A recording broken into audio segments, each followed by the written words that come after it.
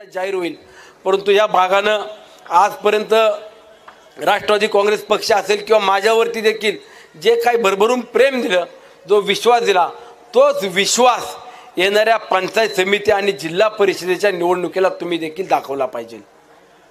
जिल्हा परिषद पंचायत समितीला जो उमेदवार असेल तो राष्ट्रवादी काँग्रेस पक्षाचा विचाराचा असेल, तो कुणी माझा पाहुणा नसणार आहे किंवा तो माझा जवळचा आहे म्हणून उमेदवार नाही।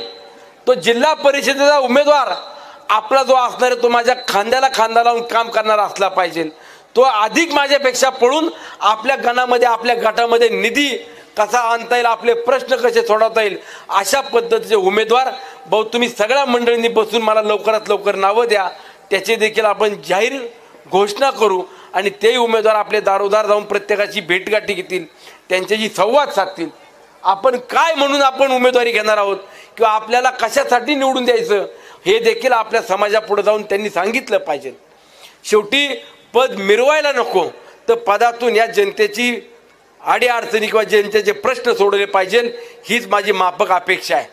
आज मी काल 2 दिवस झाले मोबाईलवरती काही पाहतो, कोण कोण इच्छुक झालेत, कुणाकुणाची इच्छा आता इकडच्या भागात प्रकट झाली, कुठून अचानक उगवले मला माहीत नाही, परंतु जे इच्छा व्यक्त करतायत त्यांनी जे जे शब्द वापरले आया बहिणींकरता ते शब्द आजही माझ्या मनात आहेत, आजही माझ्या हृदयात आहेत। मी त्यांना सोडणार नाही हे देखील मी जाहीरपणाने सांगतो की ज्या आया बहिणी तुम्हाला भावासारखा मुलासारखा प्रेम देत होते, त्या आया बहिणींना तुम्ही ज्या शब्दानं हिनवलं, अपमानित केला, त्या आया बहिणींच्या बाबतीत आज तुम्ही जर काही वेगवेगळे प्रबोधन दाखवत असाल, आम्ही देवदर्शनाला नेऊ, आम्ही इकडं नेऊ, आम्ही ते देऊ, हे करून फक्त मत मिळवण्याचं किंवा आपल्याला पदावरती बसायचा कोणी जर हट्टाच धरला असेल तर तो हा भाग मोडून काढील हा मला विश्वास आहे। तुम्ही एका जुटीनं राहा, एका विचारानं राहा। आज 17 कोटी रुपये दिलेत, आज तारीख आहे 4 तारीख ना, 3 तारीख 3 नोव्हेंबर आहे। पुढच्या 10-15 दिवसाच्या आत आचारसंहिता जाहीर होईल। 1 वर्षाच्या आतमध्ये जिल्हा परिषदेत आणि पंचायत समितीत दोन्ही उमेदवार निवडून द्या। 1 वर्षाच्या आत पहिले तुम्हाला 10 कोटी रुपये या गटामध्ये जाहीर करतो आणि 4 वर्षात पुढच्या राहिले 3 वर्षा काळामध्ये 50 कोटी रुपयाचा निधी तुमच्या भागाला दिला नाही तर मी देखील इकडे परत मतं मागायला सुद्धा येणार नाही। निधी दाखवतो देऊन।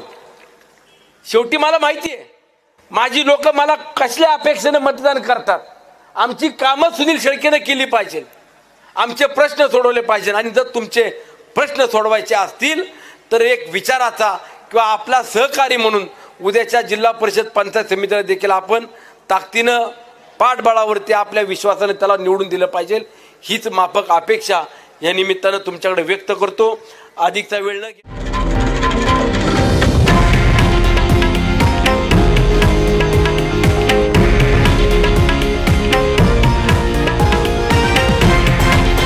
हे आहे देशातील नंबर 1 न्यूज नेटवर्क आणि आपण पाहत आहात TV9 मराठी, एकमेव।